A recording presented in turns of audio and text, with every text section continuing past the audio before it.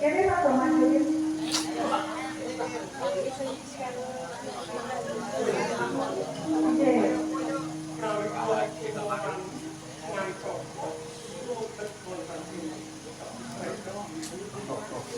Orang apa aku malah matur nuwun nedha nrimo banget dene kowe wis mlebuan ing kepikire malah niku kuliah. Upama iki mau kowe ora ono, aku mesti wis dipoto-poto karo paman pape judung panitia mau.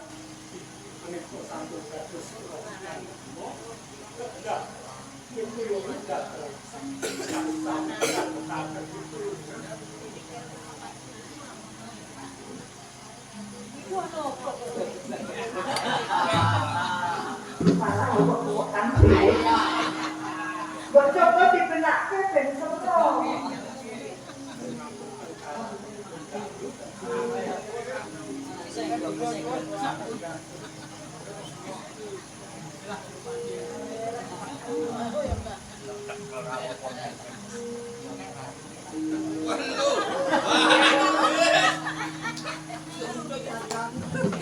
Aku sabar ngenteni kok.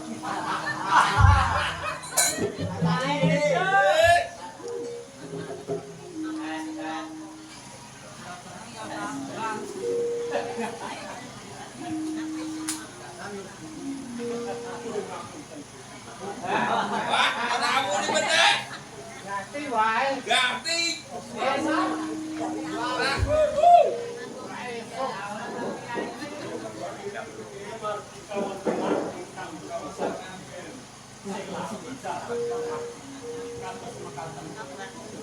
Ora apa-apa. Kae coba ketok ae arep diwuk-wuk meneh.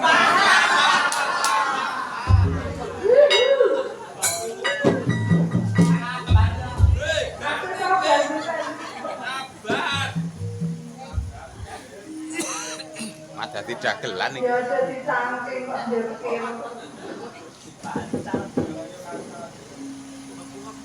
Coba langsung ya. Nah, iki saiki wis metu. Oke iki, senare nek wis metu. Metu warane. Kene aja kejatek banget. Salah. Iya kalian Gusti. Napa kok wedi wong gawe ditulungi aku kok. Itu pulau-pulauanku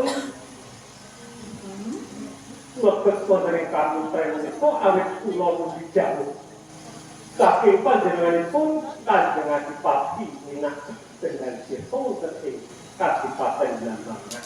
Oh, jadi kowe duwe tujuan liya kejaba mitulungi aku.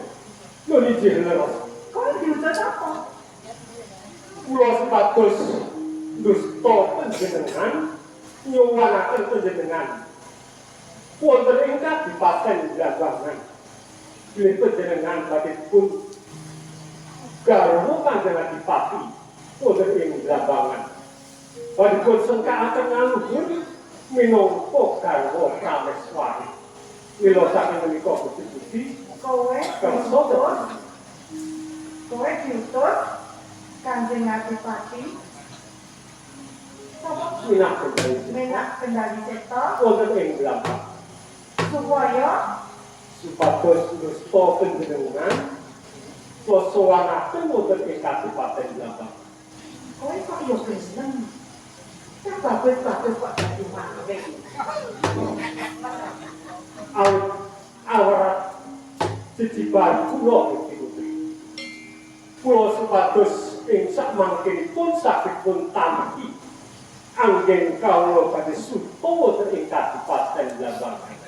Jadi yang kowe bisa ndusra aku, kowe bisa nyewangi aku, kowe ditampa oleh suwitane kono. Injih laras Gusti. Tak kowe rekoso kowe. Panci leres rekaos ciciban kula. Lah ya sing rekoso wae kowe lho. Kok sing kepenak Kanjeng Adipati menak kendali setok. Bila saking menika menawi cabar anggen kawula nyuwunaken dhateng Kanjeng Adipati Minak Kendari Seto, kula badhe dipun pidana pejah ing sakmangkenipun. Kowe harus dipateni. Nggih. Oh, kok gelem jadi maling? Kok rasa jadi maling? Mila Gusti Putri awrat sana sejiban kang sandang Coba lagi. Yen aku arep tak tolong tak sowanke Kanjeng Adipati Minak Kendari Seto Blambangan, aku mau. Ning yen aku tak tolong dinggo kowe.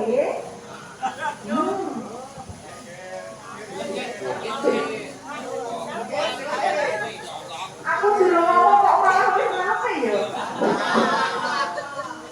Yen aku tak tolong dinggo kowe. Oke. menawi panjenengan kula ingkang utuh panjenengan kersa Iya, tolongan aku.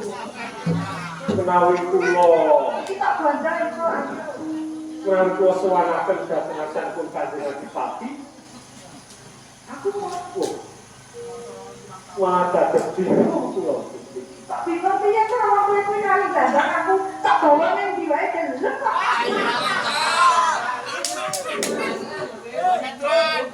Piye kok iki?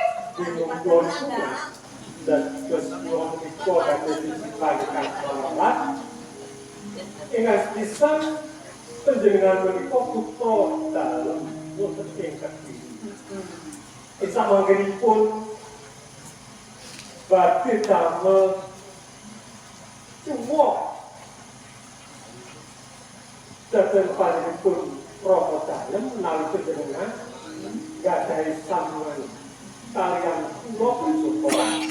Dasaran kula menika boten gadahi jajak lan pangkat kawula namung tetiang sun apa tudro kang sami. Sing arep jawab kuwi aku apa Rama? Sing arep dadi mantu aku to. Sing ngersake aku to. Lah iki Iya, dadi kowe ora perlu pas sumelan, ora perlu mikir Kanjeng Rama. Mengko aku sing matur. tidak panjenengan saged nimbang-nimbang pundi ingkang cocok lan pundi ingkang kedah panjenengan dadosaken timbang panjenengan. Tresna kuwi ora mawas derajat pangkat umum. Raja Purnama semana kae siji wae ora ana sing lanang kendali.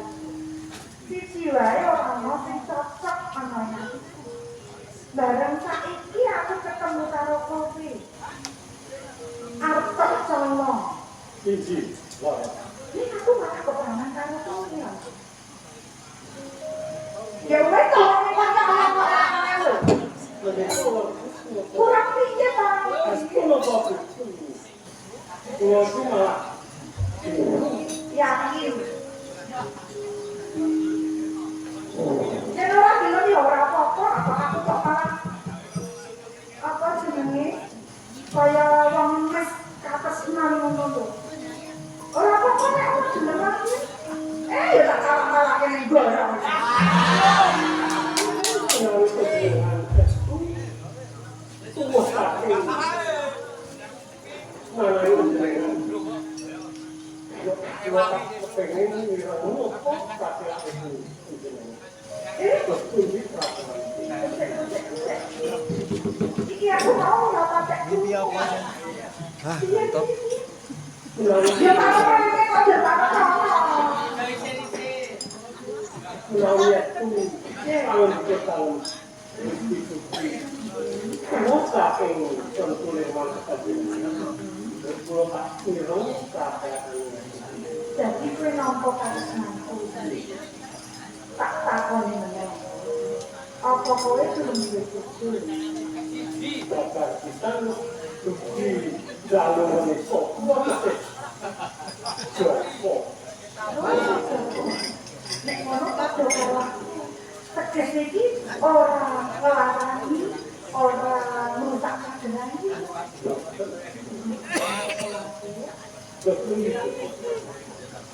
Sing kendele nyekel. Kok ana suara-suaranya Briani tadi?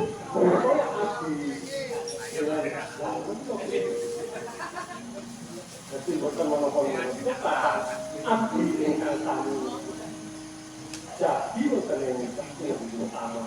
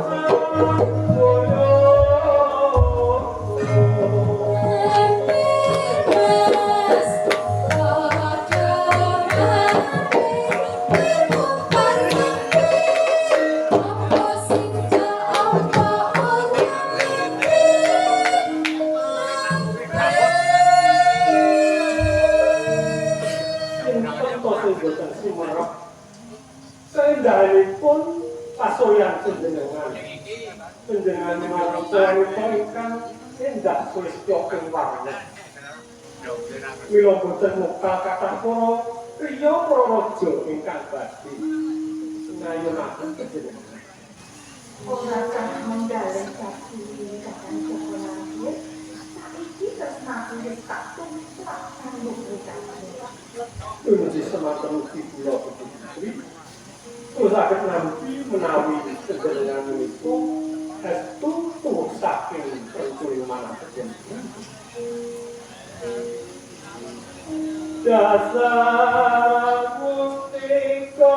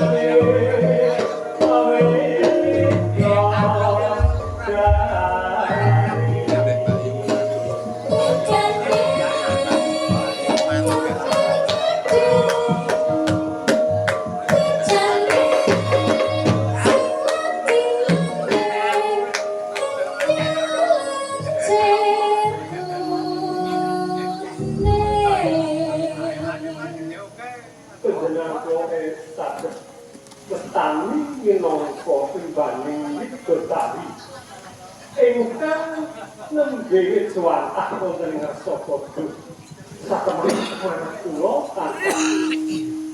kanyuwun dhateng kandhane panjenengan Gusti. Matur nuwun kakang sekolah. Bahasa Sunda.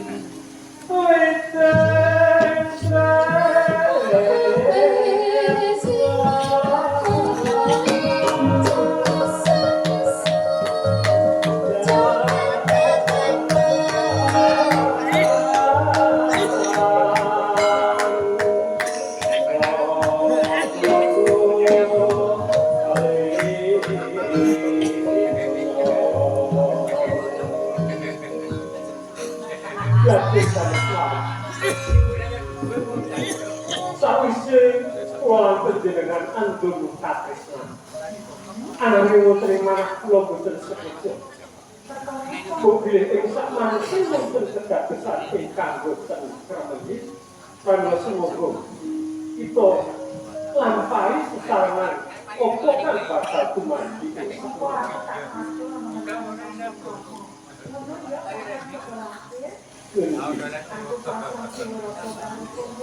aku manut karo kowe aku arep tak kowe iki aku.